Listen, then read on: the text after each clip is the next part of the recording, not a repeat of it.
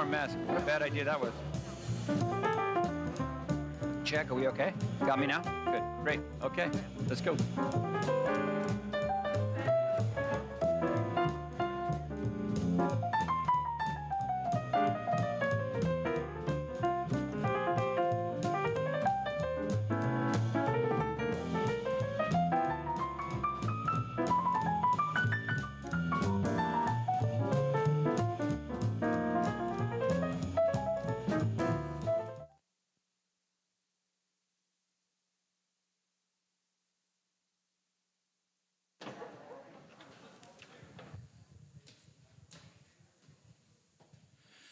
Good afternoon, ladies and gentlemen. How are you doing? Excellent. We have a small but intimate audience in the theater today, and that makes me very happy to see people sitting in these seats. For those of you who don't know me, I'm Stephen Hitt. I'm the Artistic Producing Director here of LaGuardia Performing Arts Center, and I welcome you to the Little Theater in closing sessions. For those of you in the house, you don't have to worry about this at home, but please make sure that your phones are turned off or on stun so that nobody can hear them ring. We are broadcasting this out on YouTube, and the cameras are right here. So if you do need to get up and exit, please do that on the sides over here so that you don't interfere with the shots on the cameras. Cool? All right. So let's get this party started. I'd like to introduce our president, Mr. Kenneth Adams, and welcome him to the podium. He takes his mask off. Thank you, Stephen. Well, welcome to closing sessions for the fall 21 semester.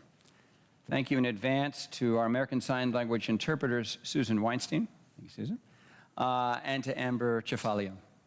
And thanks, of course, to Stephen himself, Stephen Hitt, and the staff of the Little Theater for hosting us. It goes without saying that the COVID-19 pandemic has changed the way we do our jobs.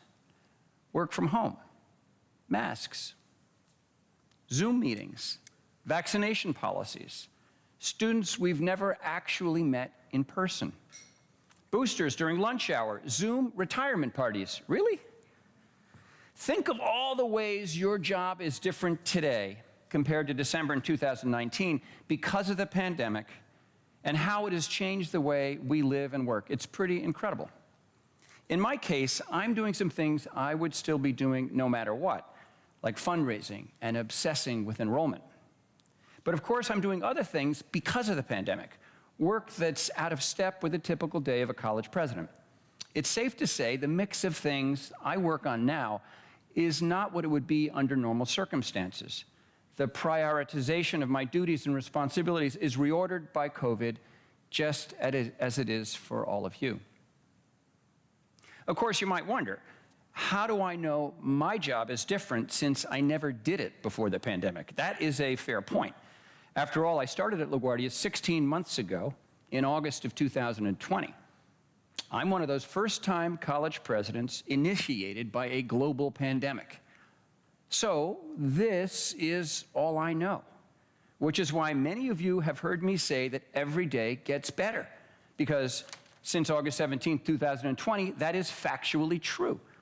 There were no vaccines back then, for example. Yeah, every day gets better. So in this COVID reordered world, what have my priorities been this fall semester? Incredibly, our fourth COVID semester. English department faculty like to remind me that one can't have a lot of priorities. Many priorities is an oxymoron. But here goes, only 8. Number 1, getting staff, faculty, and students back to campus. For that, thank you, Dr. Paul Arcario, our provost. Number 2, creating a safe work environment. Thank you, Shahir Irfan, our VP for Administration and Finance. Number 3, increasing enrollment. Thank you, Dr. Gail Bax-Jarrett, our Interim Associate Dean for Enrollment Management. Number 4, building a more inclusive and supportive community. Thank you to Wendy Nicholson, our new Executive Director of Diversity, Equity, and Inclusion. Number 5, fundraising. Thank you, Laura Bardovics and Karen Dubinsky. Number 6, rebuilding student affairs and increasing student success. Thank you, Dr. Faye Butler, Interim Associate Dean for Student Life. Number 7, finding new ways to be a community-oriented community college. Thank you, Sunil Gupta, our VP for Adult and Continuing Education. Oh, and number 8, improving technology resources and support. Thank you, Henry Saltiel, our VP for IT. And yes, you guessed it, this new priority is a result of the November 16th network outage, as well as complaints about equipment malfunctions. Now, you'll be relieved to know that I'm not going to give you a detailed update on these 8 obsessions of mine. Today is not another installment of the fall report, if you remember that event. For information on these important matters, however, please pay close attention to my weekly return to campus updates. Number 29 will hit the newsstands tomorrow, and the occasional Pres News announcements, and of course my monthly e-newsletter. Thank you, by the way, to Robert Jaffrey, Gina Taraskevich, and our excellent marketing and communications team for all their help. Oh, and be sure to stop by our town hall meetings, which you can also check out remotely. The next town hall is scheduled for Friday, December 17th. It's going to be all about fundraising, including a presentation on a new approach to the distribution of grant recoveries, those overhead expenses in your grant budgets that you have always wondered about. Faculty and staff who seek grants for research and other activities won't want to miss this. There is money involved, your money, so see you on the 17th. Let me pull just one goal from that list of 8 priorities and elaborate on it a bit. It's the first goal, the importance of getting staff, faculty, and students back to campus. Why is this so important? Because LaGuardia in person is LaGuardia at its best. It's how we serve our students most effectively. LaGuardia Online is, for the most part, a pandemic-driven compromise.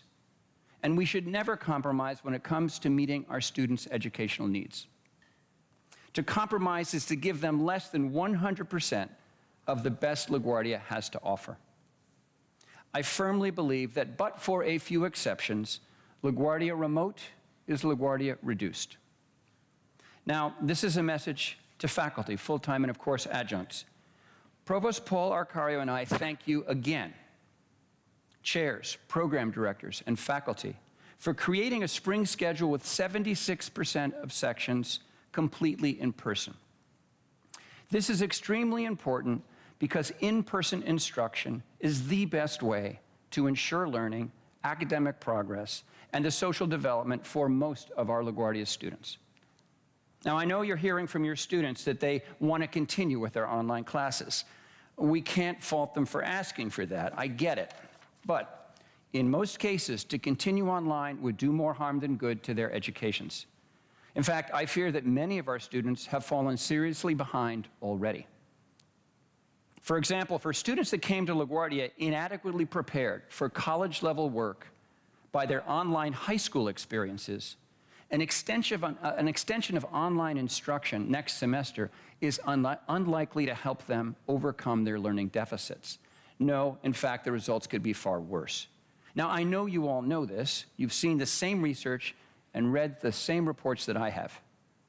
And you know too well the experiences of so many of the students in your classes. Back in August, Brookings published a report by Stephanie Rigg-Cellini called How Does Virtual Learning Impact Students in Higher Education?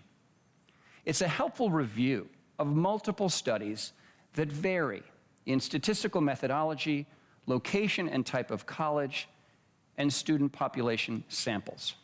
Now, some are more relevant to LaGuardia than others, but the overall takeaway is conclusive. According to Brookings, these papers find common themes. Students in online courses generally get lower grades, are less likely to perform well in follow-on coursework, and are less likely to graduate than similar students taking in-person classes. Online coursework generally yields worse student performance than in-person coursework. Virtually all of these studies found that online instruction resulted in lower student performance relative to in-person instruction. Negative effects of online course taking were particularly pronounced for males and less academically prepared students. You get the point. Remote instruction is not successful for most community college students in this country. We are no different. Here in CUNY, we're beginning to get data on student performance from the central office. For example, the percentage of fall full-time first-time freshmen in associate programs who passed Gateway English in the spring and fall semesters at LaGuardia dropped by a staggering 9% in 1 year, from fall 19 to fall 20. If you ask our director, our dean of institutional research, Navalera, about the statistics, she and I have spent some time looking at it, her expression was, it dropped like a stone. The rate of, the pass rate of Gateway English had been holding steady for many years, 68, 69, 68, 69, and then this precipitous drop because of COVID and the move to online instruction. Soon we're going to be getting data from CUNY and from our own institutional research on failure rates, GPAs, credit accumulation, dropouts, and of course completion rates, and the effect of COVID on all of them. Thanks to conversations with English professors Rochelle Isaac and Christy Bruns, who also have important roles in college governance, as you know, and serve in my cabinet, and other professors I've met this semester, I'm becoming more and more aware of the additional time and effort remote instruction demands of you.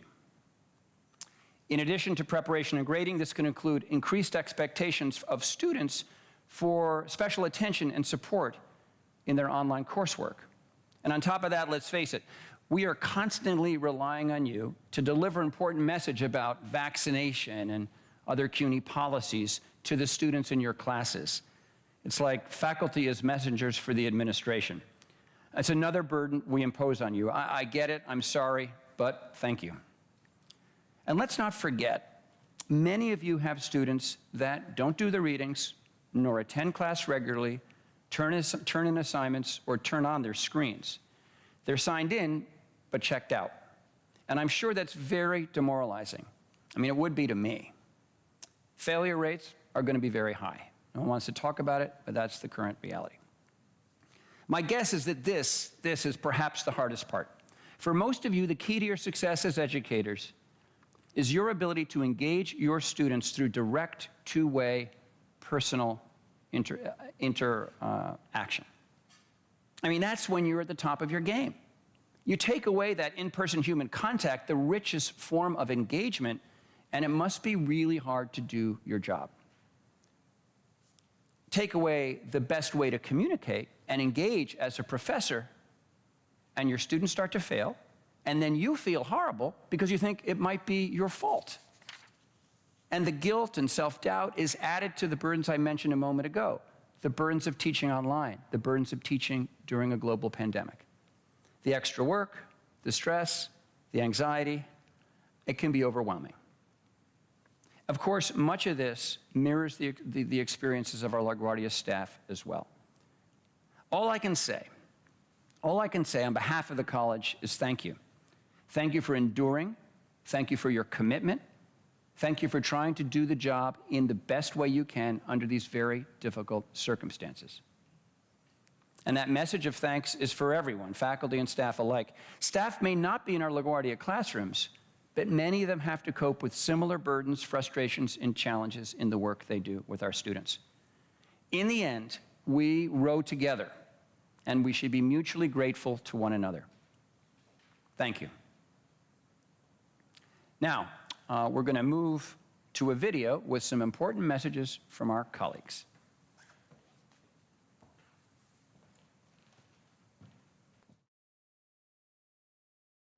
Hi, LaGuardia. It's me, Wendy Nicholson, your Executive Director of DEI. Did you know that our Unity celebration was a phenomenal success? Thanks to you all. Staff, faculty, students, and administration came together to talk about, learn about, and share our humanity. Thank you so much for your participation, and I'm hoping that you will look at how you can be a part of this celebration next year. Did you know that we're about to start our social equity plan process too? That's going to be a huge process. We're looking at how we're going to define and advance an equitable and inclusive environment, which we've been talking about for a long time. And we need your help.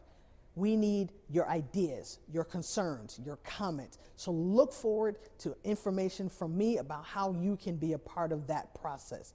And there will be, of course, many other initiatives and programs, some started by you all, some started by me, but let's see how we can work this together and that we can come together as one LaGuardia, because that's what we're going to term our social equity plan.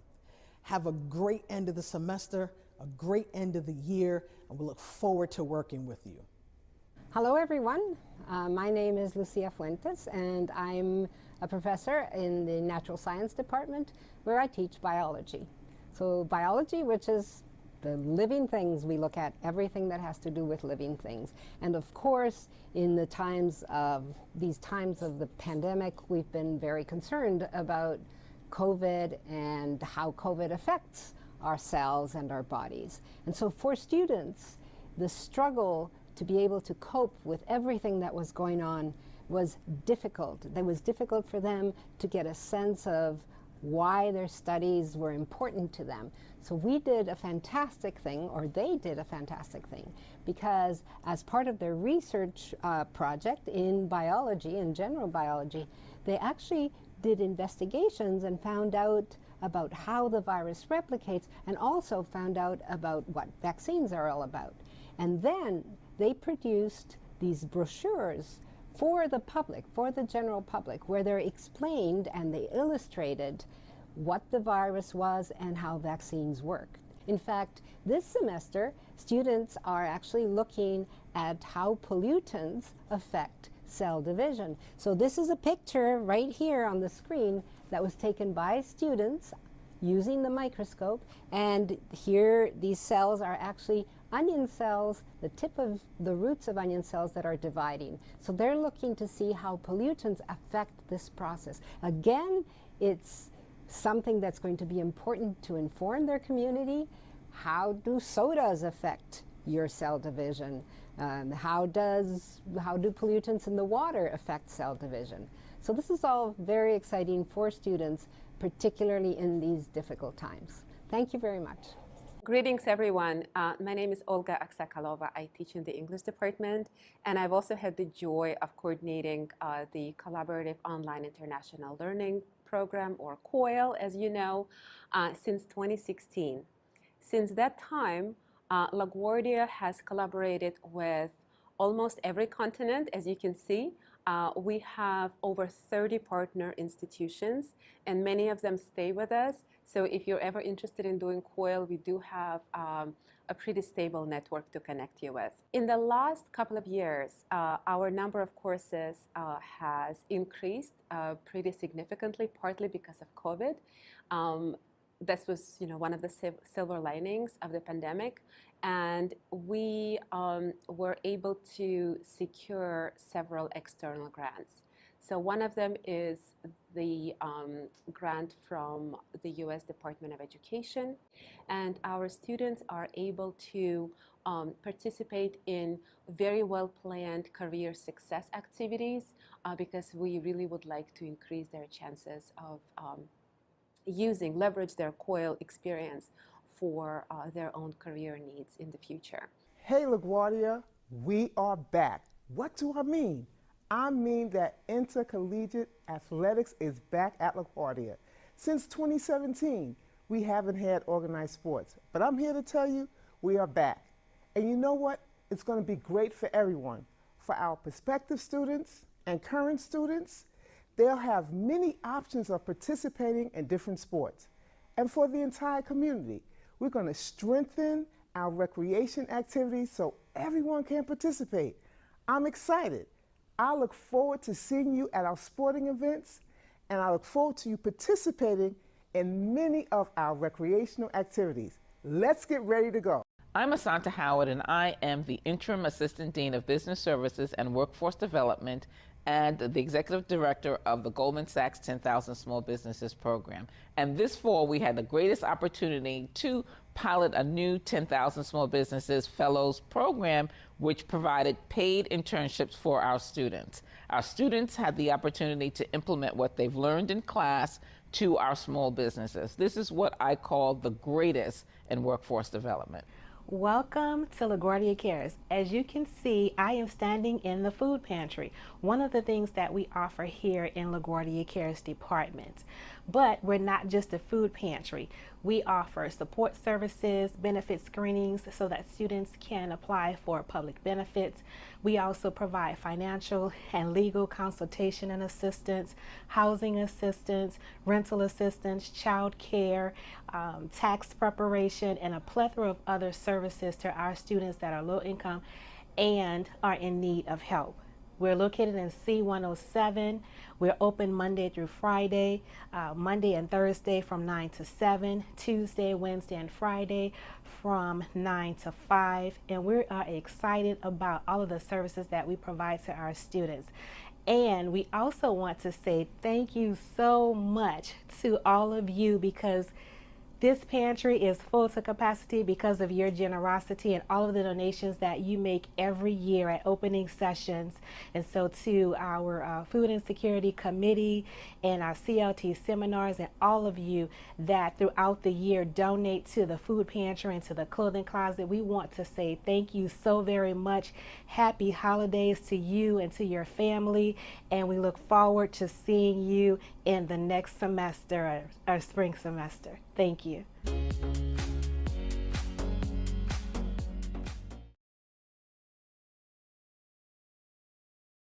you and to your family, and we look forward to seeing you in the next semester, our spring semester. Thank you.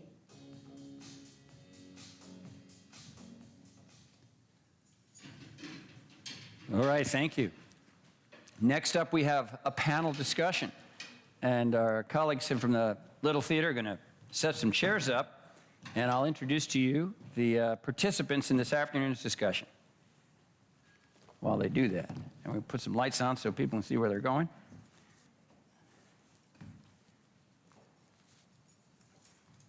Well, as they come to the stage in the darkness, Hugo Fernandez, Professor of Humanities, Art, Photography, co-director of the NEH Grant for Latin American Studies.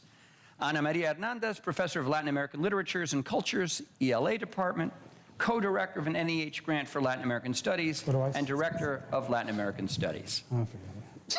Brand musical chair? That's my chair.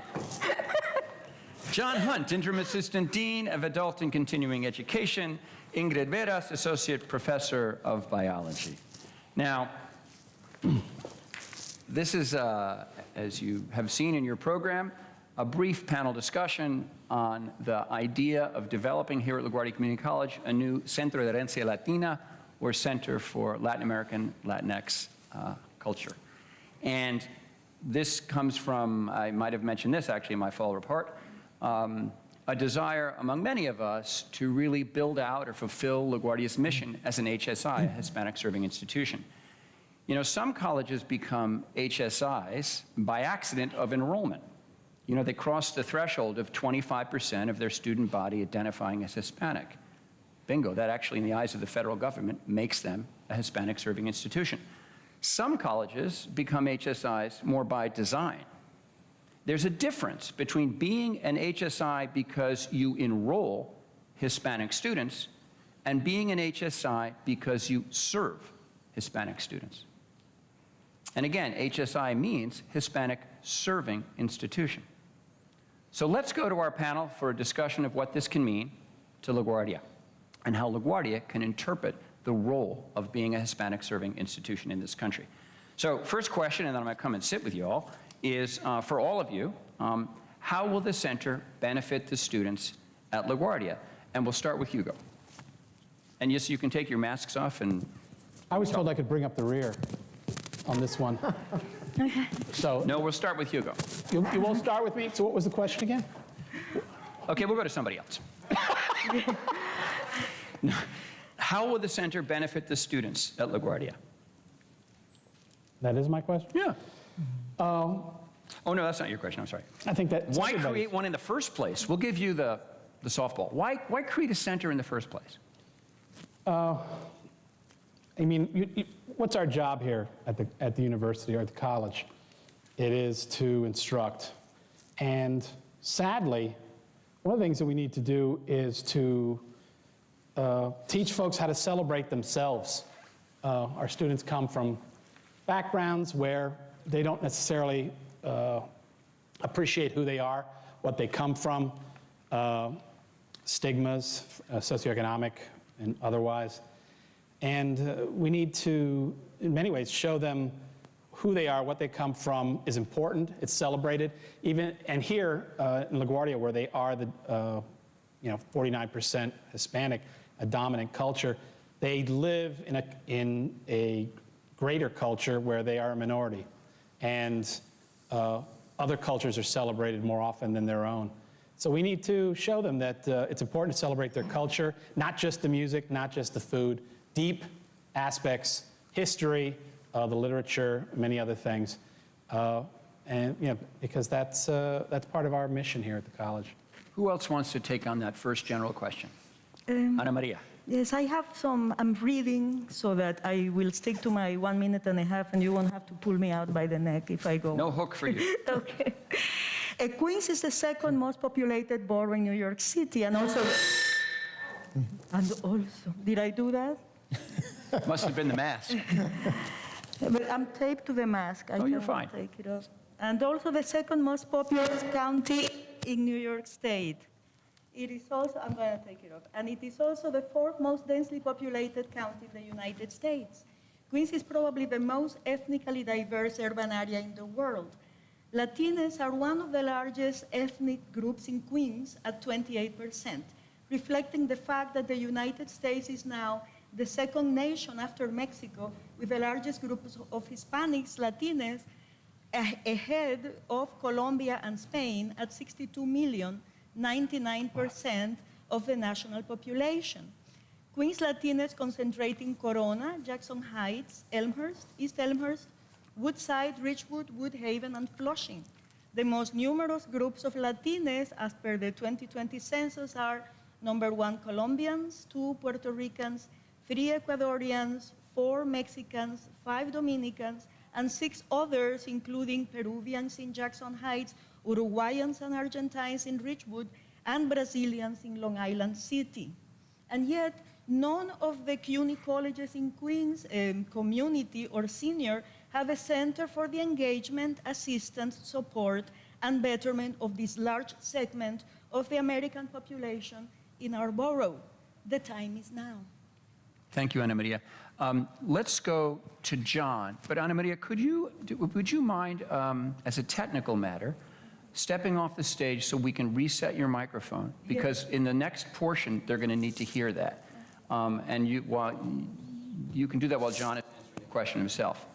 Could we get some help for Ana Maria and her microphone while John speaks? John, to you, why is this important for LaGuardia?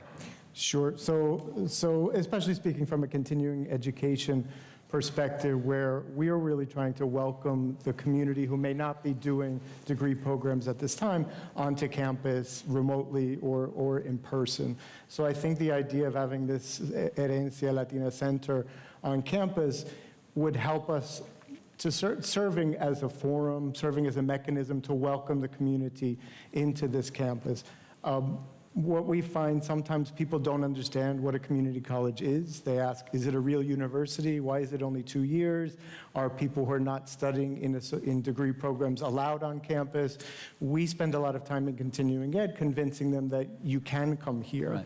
Right. So I think the center would kind of send that message as well, that a community college is indeed for the whole community, and especially a huge Latino population that we're serving already, and we want to serve more. No, I think that's great, and thanks for joining us from ACE today. It's a reminder that the center can also help us advance this concept of a one college model, right? Ingrid, your turn. Yes, so as Ana Maria said, we are, and the president said, we are a Hispanic serving institution, and about 48% of our students are Hispanic. I think that the center can provide the opportunity for personal growth, for acceptance, and also to show the rest of you, non-Latins, that we are worth it and that we can be equally represented And then this sort of this personal growth can then be matched or going hand in hand with the education that we support, that we provide to our students. Ingrid, I want to throw a follow-up question your way. How do you see the center embracing the Latinx and Afro-Latino communities of Queens? All right, so this took me a while to accept that I'm an Afro-Latina, and I'm proud of being an Afro-Latina. And what a lot of Americans don't realize that the same struggle with racism and colorism that the African-American community go through in the United States, the same happens in our Latin American countries. Always, as I was growing up in Dominican Republic, it was always, good was always associated with whiteness, meaning you have good hair, right? So good hair, you're white. And then blackness was always associated with inferiority, right? You got bad hair. You were always judged, or still are judged, by the color of your skin. The shade, how much melanin you have, the texture of your hair. And this hampers sort of the progress of our students, right? You're a little young girl, and you're constantly being told that you're less than, right? So in my opinion, and this also hampers progress, and this can lead to poverty. For instance, in the STEM career, there are very little amount of Latins in STEM career, and even less Afro-Latinos in this type of careers. So my idea of the center would include that we should have programs that embraces who we are and that provides the support for Afro-Latinos to get involved in this type of STEM career, just like I did, and so it's possible. Also, I was talking to my colleague, Ryan Hamilton, this morning, and I asked him the same question, and he said that there should be more emphasis and focus on the diversity within Latinidad, and that racism that exists within our own community and culture. Thank you. That's great, thank you.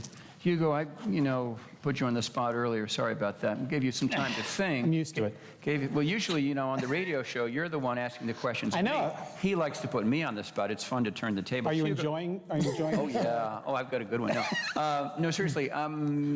Just some more thoughts from you this time, because I'm not putting you on the spot, about the benefit, if we get this right, to our LaGuardia students.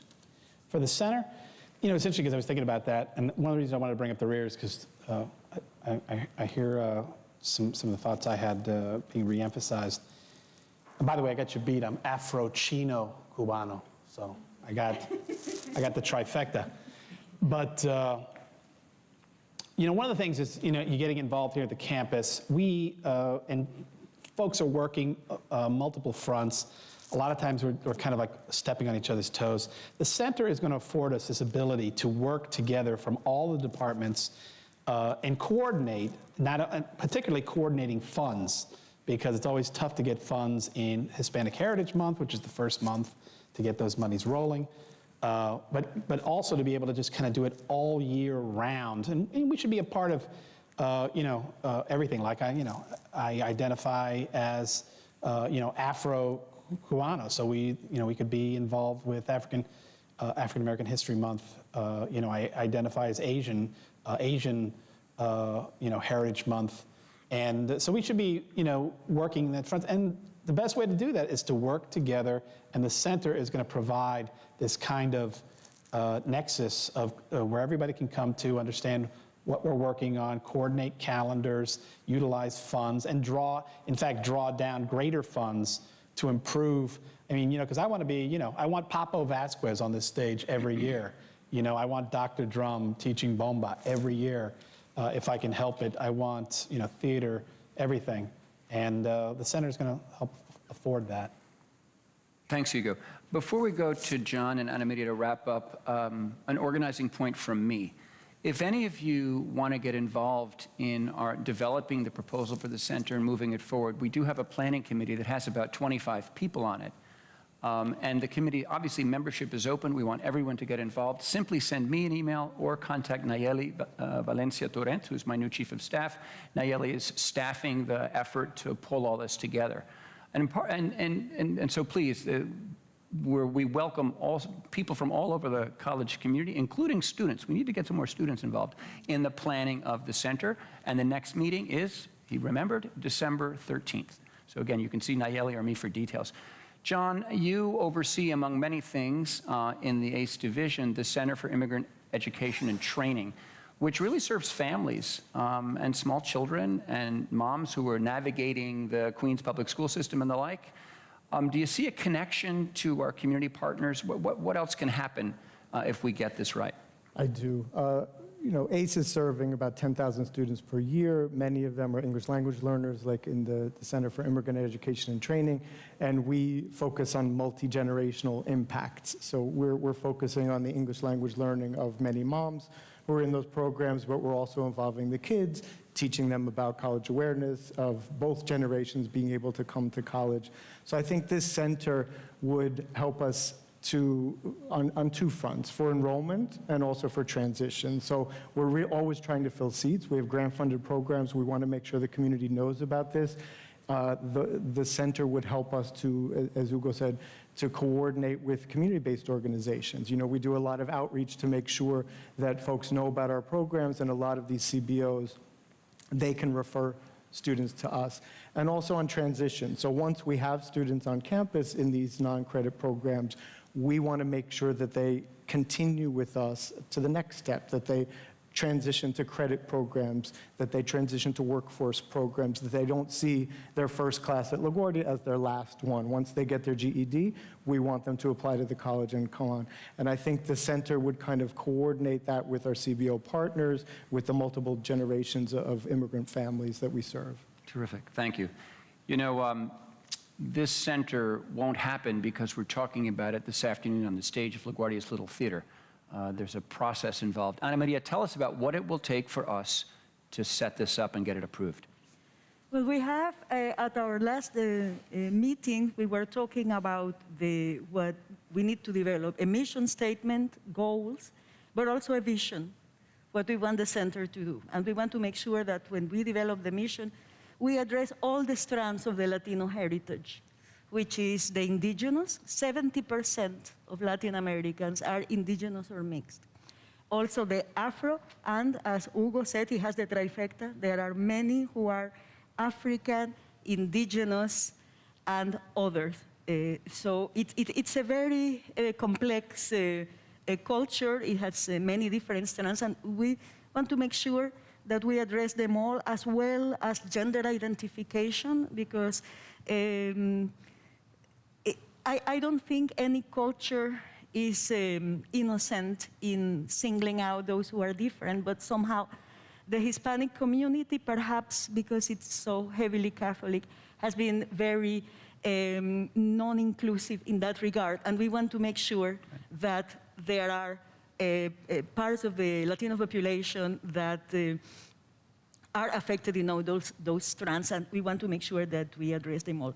So we need to develop this vision, the mission, the goals, and the other requisites, and then we also need to identify, as John said, the communities. In our first 25 years, we had very strong community relations with the Hispanic communities. Somehow, for some reason, perhaps we lost a liaison with the Hispanic community, and that was no longer the case after a while. But also, in addition to the centers that serve the communities, there is also the cultural organizations. We want to have a center that reminds of us, for instance, Natives in Jackson Heights. It's a place, a Colombian place, that perform excellent experimental theater, the Experimental Theater of Cali. And communities from everywhere in Queens went there to Natives. But also, of course, the founder of the mall, which is the New York Poets Cafe, which Allen Ginsberg called the most inclusive place in the planet, probably the galaxy. But the New York Poets Cafe brought together artists, poets, musicians, jazz musicians from every strand of our very rich New York culture, and we would like to have a center that reflects those values of the New York Poets Cafe and the natives. You see, this is why I write, because otherwise I go on and on. So what we need, what we need next is, again, we'll be meeting on the 13th, and there will be a subcommittee to draw these mission and goals, so that we want to be ready by May. We want to be ready to present the proposal to the Chancellor, to the Board of Trustees for approval. So that's our mission. If anybody is interested, there is still time to join or to offer your thoughts by contacting Nayeli. Great. Thank you. Thank you all. How about a round of applause for our panelists this afternoon? The leaders behind our new Centro de Herencia Latina. And as they go back to their seats here in the Little Theater, I'm going to go back to the podium and introduce the next element of our program, which is going to be a short video with LaGuardia students about what it's like to come back to campus. So whenever we can put that video up, that would be great.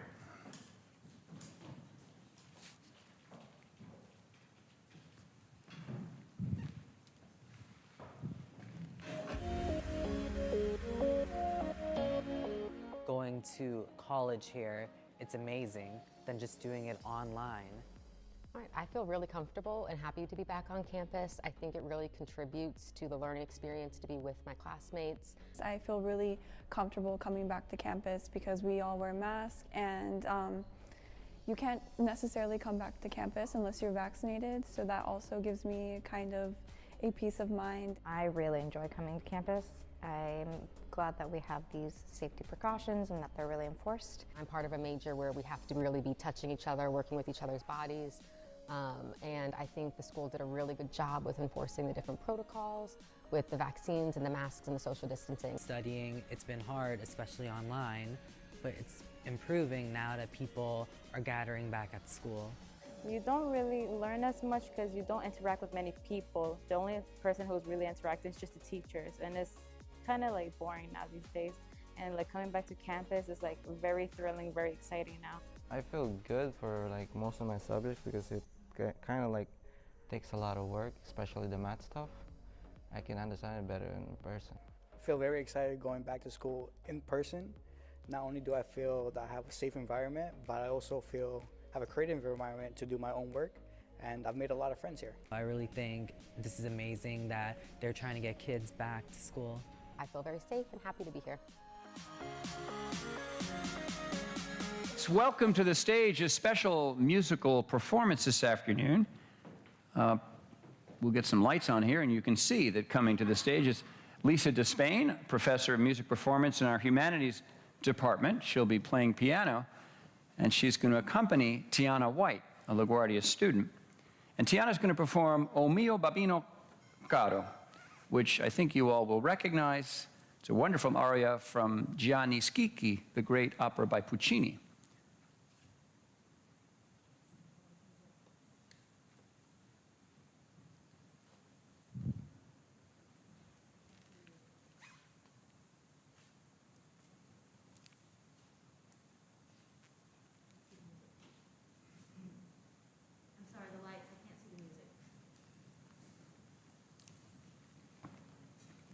We're going to try and get a little more light on that keyboard, because Lisa's really talented, but she can't play this one in the dark.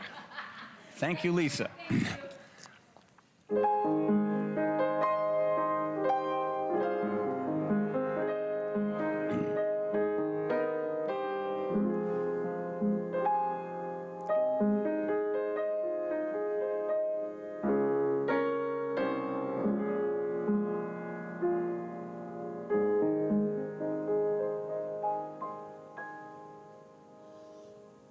Oh, mio babino caro.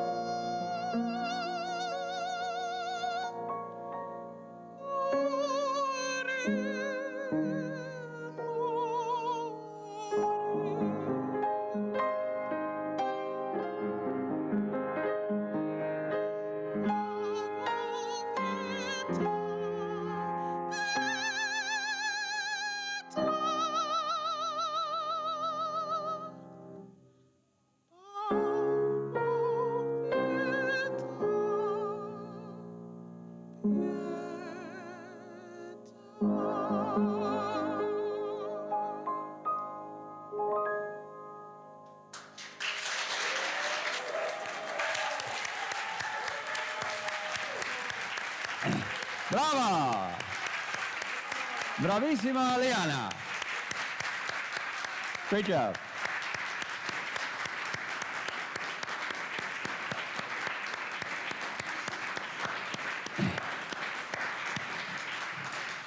And let's hear it for Lisa Despain. Thank you, Lisa, so much. Professor Despain, thank you both for that great musical treat. A couple, what I guess I'll call them year-end shout-outs from me, and then we're done. A quick thank you to our Middle States team, who's worked so hard all year. Reem Jafar, Professor of Mathematics, Engineering, and Computer Science, Co-Chair. Nava Lair, Dean of Institutional Effectiveness. Justin Rogers Cooper, who's a Professor of English. The three of them lead the leadership group for Middle States.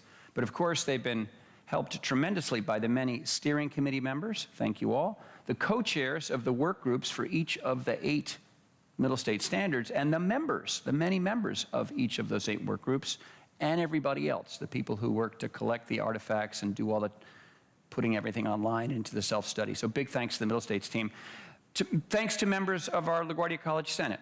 Christy Bruns, who's here this afternoon, the President, Senate committee members, and all the senators who spend their extra time ensuring that the foundation of our college governance is run smoothly and effectively with everybody engaged. Thanks to Faculty Council, which is run by its president, Rochelle Isaac, and to the many members of the council that work with Rochelle. Special shout out this afternoon to the LaGuardia and Wagner archives. Here's some news I'm not sure I'm supposed to share, but I can't help myself.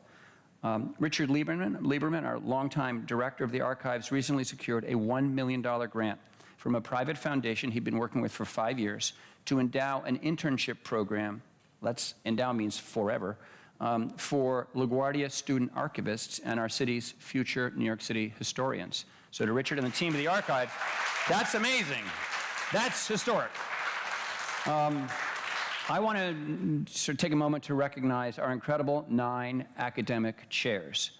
Michael Napolitano, Business and Technology, Arthur Lau, Education and Language Acquisition, Linda Chandler from English, Phil Gimber, Health Sciences, Vera Albrecht, Humanities, Sylvia Lynn Hannock, who's our interim chair of the Library Department, Abdel Belkarazi Drisi, Mathematics, Engineering, and Computer Science, Maria Antizari, and Bojana Blagojevic from Social Sciences. You know, all of them have had to manage many difficult and often complicated issues related to teaching during that pandemic. Challenges that are complicated, further complicated by our enrollment decline and limited financial resources. Yes, they're often asking me and Paul for faculty hires and things like that, and it's hard. It's just hard now. My point is our chairs do incredible work. They don't have an easy job. They didn't sign up to be chairs during a pandemic, yet they do the work every day, and I and Paul are just grateful to them. So thank you to our chairs. Yeah, that's right. Many of them are here this afternoon, so it's nice of those of you in the audience to do that. I do also want to thank our public safety and facilities maintenance staff as we come to the end of the year. In particular, Yvonne Gall, who's our interim director of public safety, and her 66 public safety officers that are here all the time. All the time. To Evelyn Lomark, our director of support services. Her teams do the cleaning, the signage, and all the other things we need to do, you know, the things in the classrooms, the warnings, the signs, the special decals, all related to our safety. And she has 42 members of our cleaning staff who, I think you'll agree with me, the LaGuardia campus is really bright and shiny and clean and in good shape, and we're very grateful to them. I want to shout out to Isabel, because she cleans the 5th floor of E building, so she's a special friend. And to Jin Lee, who's the director of building operations. They're responsible for upgrading our HVAC system and making other upgrades to our equipment and to our buildings, and they've done this all during the pandemic, even while many of us were working from home. And there is a team of 25 facilities maintenance personnel that work under Jin's supervision. Now, here's a job that no one imagined prior to COVID, something called an LVA. Well, we have 3 LVAs. LVA, as you may recall, is the CUNY term for the local vaccine administrator, i.e. the people who had to run the testing center and do all the tracking of our students, our faculty, people's vaccine status. So we're talking about Renee Fusimore, who's the director and LVA. She's really, normally her job is she's the director of the LaGuardia Health Services Center. Luz Ruyel, who's an assistant director and LVA, again with the Health Services Center. And finally, Bonnie Brown, a human resources specialist and sort of the third person helping to run the local vaccine administrator. So a big round of applause for all of those folks who work so hard so we can have a clean and safe and supportive environment. Thank you all for coming this afternoon. To those of you who've dialed in for your attention, you'll be pleased to know at this point this brings closing sessions to a close. But let me finally just wish all of you, your friends and family and loved ones, a safe and a healthy and a happy holiday season. We'll see you again soon. Thank you.